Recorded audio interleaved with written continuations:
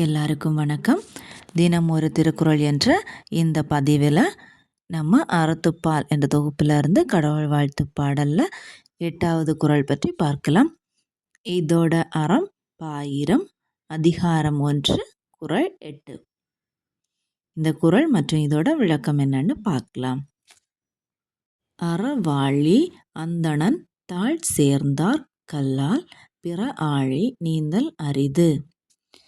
அறவாழி அந்தணன் தாழ் சேர்ந்தார் கல்லால் பிற ஆழி நீந்தல் அரிது. இதோட பொருள் என்னன்னா, அறக்கடலாக விளங்கும் கடவுளின் திருவடிகளை பொருந்தி நினைக்கின்றவர் அல்லாமல் மற்றவர் பொருளும் இன்பமுமாகிய மற்ற கடல்களை கடக்க முடியாது.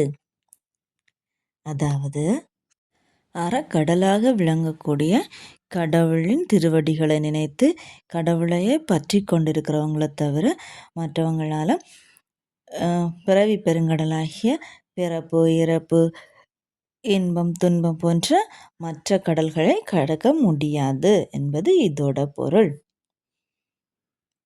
பிறவி பெருங்கடலாகிய பிறப்பு இறப்பு போன்ற கடல்களை கடப்பது என்று சொல்கிறது அரிதான காரியம் அப்படின்றது இந்த திருக்குறளோட பொருள்.